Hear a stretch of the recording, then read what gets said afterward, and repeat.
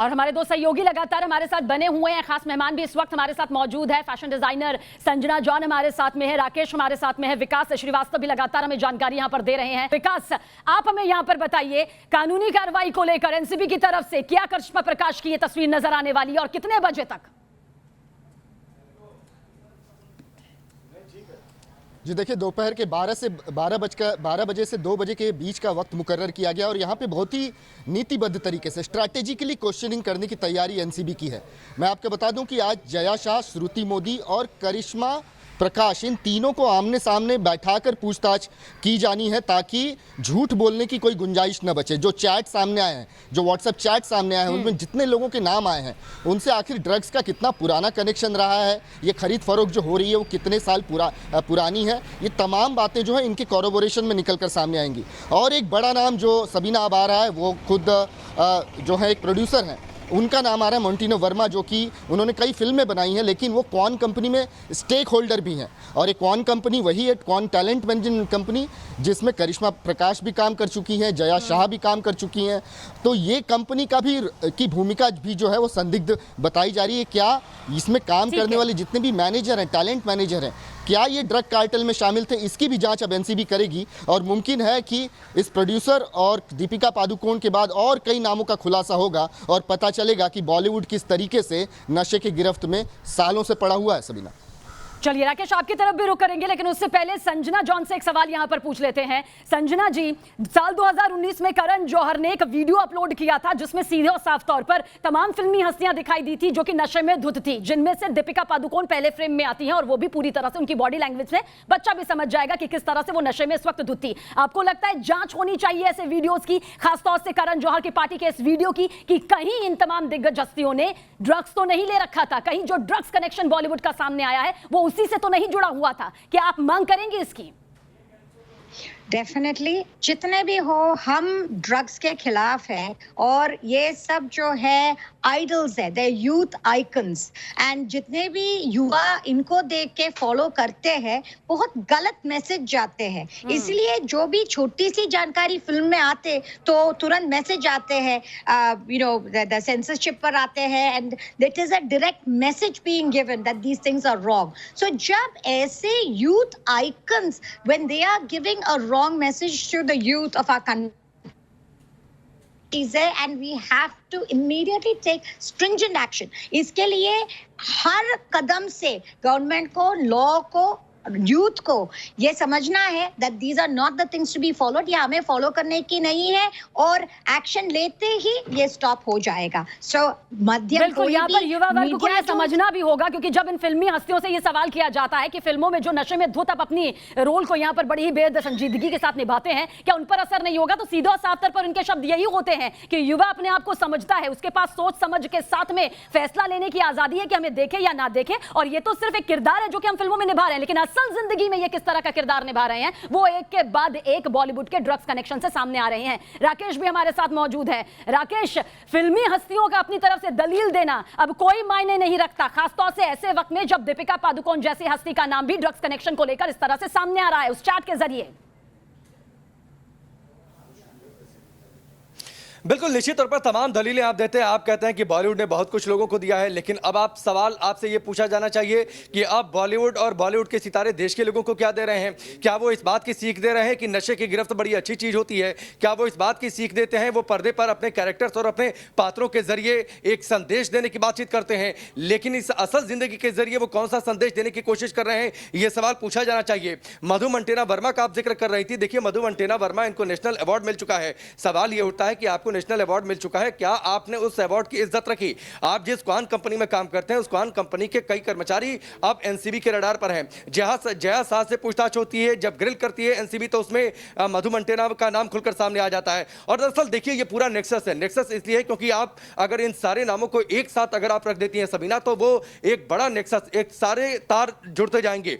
मधु मंटेना वर्मा ने Fenton films बनाई थी, एक फर्म उन्होंने बनाई थी जो कि अनुराग कश्यप, विकास बहल और विक्रमादित्य मोटवाने इसमें में जुड़े हुए थे। तो मैं ये नहीं कह रहा हूं कि बाकी लोग इसमें शामिल हैं, लेकिन दरअसल देखिए आप देखिए इस पूरे मसले की शुरुआत कहां से हुई थी। इस क्रोनोलॉजी को समझिए सबीना। सुशांत सिंह राजपूत का निधन होता है, उसके बाद ड्रग्स की बातचीत सामने आ जाती है। ड्रग्स की बातचीत सामने आ जाती है तो उसमें कई सारे नाम खुलकर सामने आ जाते हैं। कंगना रनौत उस पर आवाज उठाती है तो उनको टारगेट कर लिया जाता है। कई सितारे उनके साथ आ जाते हैं। रिया चक्रवर्ती उधर एनसीबी की रडार में, वो जेल में चली जाती हैं, जुडिशियल कस्टडी में उन्हें भेज दिया जाता है। जया शाह का नाम निकलकर सामने आ जाता है। जया शाह कौन कंपनी में काम करती हैं, कौन कंपनी ऑपरेट कौन कर रहा है, मधु मंटेना वर्मा। तो और उसी बीच आप देखिए अनुराग कश्यप का नाम सामने आ जाता है जब पायल घोष उन पर आरोप लगाती हैं। बिल्कुल, और न्यूज़ नेशन की मुहिम भी यही है, बेटियों को इंसाफ मिले, सुशांत सिंह राजपूत की जो मौत हुई है उसका सच पूरी तरह से सामने आए, और बॉलीवुड का ये जो ड्रग कनेक्शन है, जो एक पूरी लंका यहाँ पर बना रखी है नशे की, नशेड़ी गैंग जो यहाँ पर एक्टिव है, जो कि आउटसाइडर्स के साथ क्या बर्ताव करता है, जो कि किस तरह से नशे में युवाओं को यहाँ पर चपेट में आना पड़ता है, ये तमाम खुलासे ही ना हो बल्कि एक सुधार भी यहाँ पर हो। संजना जॉन, आपको लगता है जब पद्मावत फिल्म आई थी तब दीपिका पादुकोण का जोर शोर से विरोध भी हुआ था, लेकिन इसके साथ साथ एक भारी जन समर्थन भी मिला था उन्हें, उनके किरदार के लिए, उन फैंस के लिए, उन करोड़ों फैंस के लिए एक बड़ा धक्का होता है जब ड्रग्स कनेक्शन को लेकर आपकी सबसे पसंदीदा अभिनेत्री, एक बड़ी जानी मानी हस्ती जिनके एक एक शब्द यहां पर मायने रखते हैं, वो किरदार तो बहुत अच्छे अच्छे करते हैं लेकिन असल जिंदगी के किरदार काले रंग से लिपटे नजर आते हैं।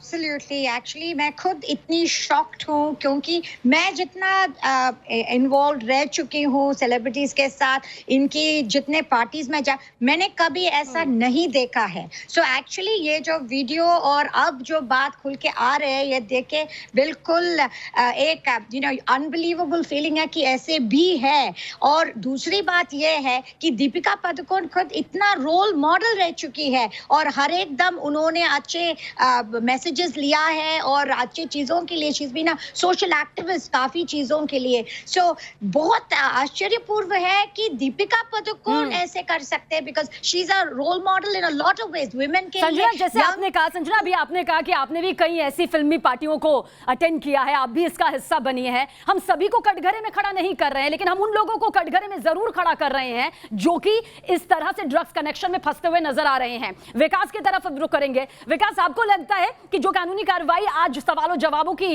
करिश्मा प्रकाश के साथ में सामने आएगी, बहुत जल्द दीपिका पादुकोण को भी एनसीबी के सवालों का जवाब यहां पर देना होगा?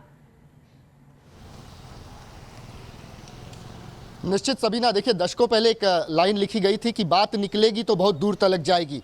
दीपिका पादुकोण के मामले में यही सच साबित हो रहा है, प्रासंगिक लग रहा है, क्योंकि बात शुरू हुई थी रिया और शौविक के चैट से, इनके ड्रग पैडलर से जो कनेक्शन निकल कर आए थे, और अब धीरे धीरे एनसीबी के शिकंजे में वो तमाम बड़े नाम आ रहे हैं जिनके ड्रग्स कनेक्शन पाए गए हैं, जो व्हाट्सएप चैट्स में ड्रग्स खरीदते पाए गए हैं, बातचीत करते सुनाई पड़े हैं।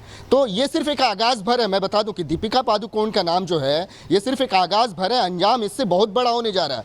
बॉलीवुड के कई ऐसे नाम आने वाले दिनों में हमें इस तफ्तीश में सामने नजर आएंगे, जो जिनको समन करती एनसीबी नजर आएगी, क्योंकि एनसीबी खुद ये बोल चुकी है कि वो सिर्फ सुशांत मामले की जांच करने मुंबई नहीं पहुंची है, बल्कि वो ऑपरेशन ऑल क्लीन चलाने के लिए पहुंची है। मतलब बॉलीवुड में जो भी ड्रग्स कार्टेल में शामिल है, ड्रग्स रैकेट में शामिल है, इस नेक्सस को साफ करना एनसीबी का मकसद है। और इसी वजह से जया शाह, श्रुति मोदी और करिश्मा प्रकाश सरीखे लोगों से जो चीज़ें, जो लीड्स उनको मिल रही हैं, उससे लेकर वो बड़े स्टार्स के गिरेबान तक पहुंचने की कोशिश कर रहे हैं ताकि इस गंदगी को समूल नष्ट किया जा सके।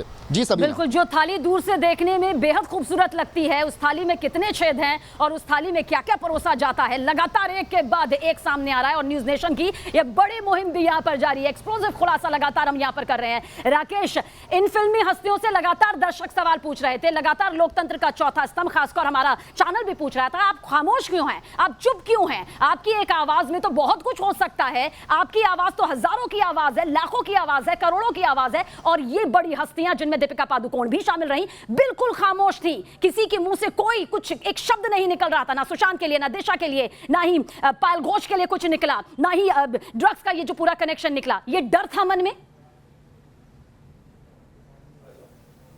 नहीं, बिल्कुल डर था, और उन्हें इस बात का डर लग रहा था, उन्हें इस बात का एहसास था कि अगर वो नाम लेती हैं, किसी का पक्ष लेती हैं, तो उनका नाम खुलकर सामने आ जाएगा। डर इस बात का लेकर था कि अगर कंगना रनौत का वो पक्ष लेती हैं या फिर पायल घोष का पक्ष लेती हैं, महिला सशक्तिकरण या फिर महिलाओं की इज्जत, उनके सम्मान के नाम पर, तो जो उनका गैंग है वो गैंग उनसे नाराज हो जाएगा।